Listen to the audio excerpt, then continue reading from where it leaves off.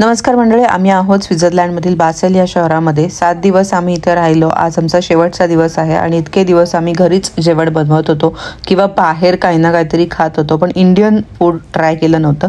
म्हणून म्हटलं आज आईला इंडियन फूड खायला नेऊया. तर इंडियन तंदुरी पॅलेस असं या रेस्टॉरंटचं नाव आहे. इकडे जेवणाची आम्ही ऑर्डर दिली, पण सगळ्यात आधी इथे आम्हाला एक कॉम्प्लिमेंटरी पापड आणि चटणी मिळाली आहे. त्यानंतर आम्ही ऑर्डर केली मँगो लस्सी. चांगली आहे का? 6 युरो.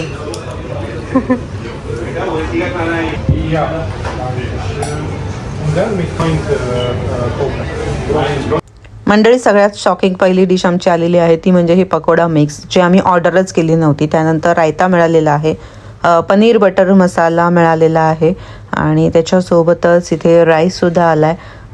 मोस्टली युरोपमध्ये सगळीकडेच जर तुम्ही भाजी मागवली तर त्यासोबत राईससुद्धा देतातच.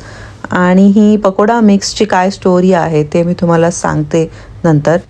4 नान आणि एक व्हेज बिर्याणी आम्ही ऑर्डर केली होती, तीसुद्धा आता आलेली आहे. सो कसं आहे जेवण? जेवण मी आता ट्राय करते. मी ट्राय केलं, ते भाजी वगैरे खूप छान होते. आता आहे पनीर. कसं आहे दिसतं? पनीरची भाजी चांगली आहे. आईला आवडली पनीरची भाजी. इंडियामध्ये छान मस्त बनवले पण. सो आम्ही फक्त पनीर बटर मसाला, नान आणि व्हेज बिर्याणी मागवली होती. तर यांच्याकडे करीसोबत राईस पण येतो, प्लेन राईस तो आला. आणि ते अंकल आहेत, त्यांनी आम्हाला पकोडाची पूर्ण एक प्लेट आणून दिली. ती पाणी आपण रेग्युलर घेतलं ना, तर मग विचारत होता की याच्यामध्ये बर्फ वगैरे टाकून हवं आहे का.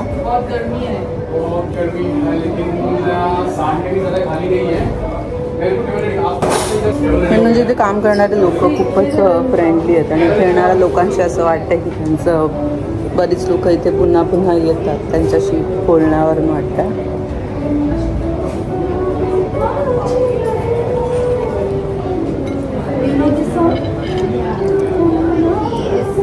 नान पण किती सॉफ्ट आहे.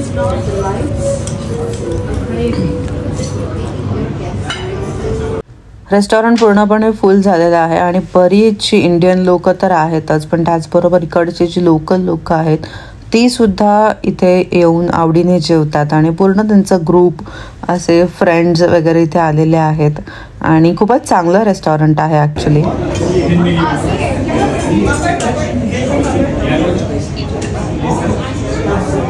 सो आमची पूर्ण आग झाली आहे तोंडाची आता.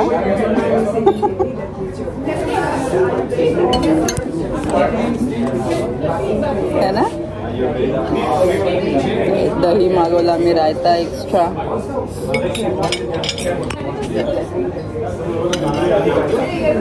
बिर्याणी टेस्टी आहे, पण आमच्याकडे बघून त्यांनी कदाचित जास्त स्पाइस ॲड केलं, त्याला थोडासा गडबड झाली असं वाटतं माझं. कारण का आपण भाजी म्हणजे पनीर जो बटर मसाला सांगितलं होता तो थोडा स्पाइसी, पण त्यांनी ती पण स्पायसी करून टाकली व्हेज बिर्याणी. पण स्पायसी नव्हतं. खायला चांगली पण थोडीशी जिभेला लागते. सगळं जेवण संपलेलं आहे. आमच्या पलीकडे त्या साईडला ती लोक बसलेत ना, ते पण तिकडे इंडियनच बसले. हाँ, अच्छा था. बस बिरयानी थोड़ी तीखी थी तो हमने रायता से लेकिन अच्छा था खाना. हाँ भाई. अगर माइंड बोलते थोड़ा दही भी ज़्यादा डलवाया था. हाँ नहीं अच्छा था. हम लोगों ने लिया. कुछ डेजर्ट वगैरह लेंगे आप लोग? नहीं अंकल. ऑलमोस्ट 8:30 वाजलेले आहेत आणि हे रेस्टॉरंट बघा फुल झालेलं आहे. आणि इकडची जी सर्व्हिस आहे ती मला खूपच आवडली. जेवणाची चव चांगली होतीच आणि त्याचबरोबर अगदी टिपिकल भारतीय रेस्टॉरंट आहे असं मला वाटलं. बाहेरून सुद्धा या रेस्टॉरंटचा ॲम्बियन्स किती चांगला दिसतो बघा. मगाशी आम्ही आतमध्ये होतो तेव्हा बरीच लोक बाहेर जेवायला बसली होती. त्याच आम्ही या मागच्या रेस्टॉरंटमध्ये जाऊन आलो. 99 फ्रँक्स बिल झालं. 99 फ्रँक्स. युरोमध्ये 106 युरो गेले ऑलमोस्ट. पहिल्यांदा इंडियन रेस्टॉरंटमध्ये आम्ही इतकं बिल दिलंय.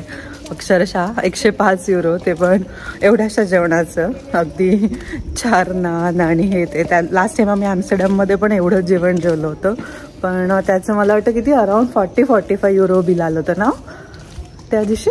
नाही 60, अराउंड 60 आलं होतं काहीतरी. पण पहिल्यांदाच सेम जेवणाचे आम्ही इतके 40 युरो जास्त दिले ऑलमोस्ट.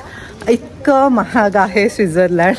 मंदारनं बिल बघितल्यावरती पहिल्यांदाच म्हटलं ही खासियत आहे स्वित्झर्लंड फिरण्याची की भरपूर प्रचंड महाग आहे. म्हणजे आम्ही ग्रॉसरी शॉपिंगसाठी वगैरे सुद्धा जातो इथे, किती प्रत्येक गोष्टीच्या वरती 3-4 युरो असं फरक दिसतो एक एक गोष्ट घ्यायला जातोय तेव्हा. तिथे इतकं महाग आहे स्वित्झर्लंड. माहीत नाही इथे इतर लोक कशी राहतात, कदाचित तिकडच्या सॅलरीजसुद्धा त्याप्रमाणे असतील म्हणून इथे राहायला त्यांना परवडतंय. जेवण अतिशय उत्तम होतं, छान होतं. लोक त्याहून जास्त फ्रेंडली होती ना, इतकी फ्रेंडली लोक, भारतीय लोक ते पण एखाद्या रेस्टॉरंटमध्ये सगळ्यांशीच वागतात, फक्त भारतीयांशीच नाही. त्यातही विशेष गोष्ट आम्हाला अशी वाटली की आम्ही ऑर्डर नव्हतं केलं काही स्टार्टर, पण तरीसुद्धा त्यांनी आम्हाला ते पकोडा मिक्स सगळं आणून दिलं आणि की अरे बच्ची आहे ना साथ में इसके लिए असं. आणि ते खूपच नाईस. पण त्यांनी कॉम्प्लिमेंटरी ते पकोडा वगैरे सगळ्यांनाच देतात. सॉरी हे पापड वगैरे पापड आणि चटणी तर सगळ्यांनाच देत होते, पण मोस्टली असं कुठं मिळत नाही. तुम्ही जे ऑर्डर करता तेच तुम्हाला मिळतं. बरोबर. युरोपमध्ये सगळेजण पैसे वाचवायला बघतात, त्यामुळे रेस्टॉरंट थोडं मला नवीन मिळालं असं काहीतरी अनुभव तिथे. त्यांनी फक्त कॉम्प्लिमेंटरीच नाही तर पकोडे वगैरे पण. हा म्हणजे पापड कॉम्प्लिमेंटरी असतात, पण एक्स्ट्रा काहीतरी अशी ते कॉम्प्लिमेंटरी तर होतच. पापड ते सगळ्यांना होतं. हा कॉम्प्लिमेंटरी पण त्या गोष्टी सगळ्या ठिकाणी नव्हतं, ते आम्ही नव्हतं पाहिलं कुठे. आणि त्याबरोबर ते पकोडा प्लेट जी आणून दिली ती त्या अंकलनी, तर ते दिल्लीचे होते, त्यांच्याशी आम्ही बोललो तेव्हा कळलं. दुसरा जो वेटर होता तो गोव्याचा होता. त्याला आम्ही म्हटलं की किती भाषा येतात, तर म्हणे मला जर्मन, इटालियन, हिंदी आणि कोकणी येते. तर म्हटलं कोकणी कसं काय? अच्छा स्पॅनिश पण म्हणाले. ओके आणि कोकणी. तर आम्ही म्हटलं कोकणी तुम्ही कुठले? तर म्हणे की मग गोव्यातले होते ते असं. तर फुकट भजी मिळाली ही गोष्ट अजिबातच महत्वाची नाही आहे, पण एका भारतीयाने दुसऱ्या भारतीयासाठी प्रेमाने केलेली ही गोष्ट आहे असं मला वाटतं. आणि हे आजकाल क्वचितच पाहायला मिळतं, तेही दुसऱ्या देशामध्ये येऊन. ते आलोय तेव्हापासून आम्ही नुसतं घरी असं ब्रेड, सँडविच, काय अजून दाल खिचडी, राईस असंच काही ना काहीतरी बनवतं. सो आज आम्ही विचार केला आज लास्ट डे आहे बासल मधला, तर आपण इंडियन रेस्टॉरंटमध्ये जातो. आणि हिला खायचं होतं, शरण्याला खायचं होतं त्यामुळे मग आम्ही गेलो आता. तर चांगला एक्सपिरियन्स होता, पण खूप कॉस्टली होतं. ठीक आहे रे, स्वित्झर्लंड इज स्वित्झर्लंड, काही तोड नाहीये. याच्या आधी पण आपण स्वित्झर्लंडला गेलो होतो, त्यावेळी पण हॉटेलमध्ये जेवलो होतो, त्यावेळी पण सेमच होतं. सो ते काय असं एक अनएक्सपेक्टेड नाहीये, आम्हाला एक्सपेक्टेडच होतं आणि नॉर्मल आहे इथल्या लोकांना पण. सो ओव्हरऑल चांगलं होतं. आता तू एंड कर.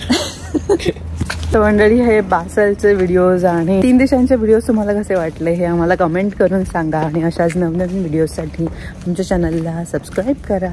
भेटूया पुढच्या व्हिडिओमध्ये. तोपर्यंत stay tuned, stay awesome. Bye bye.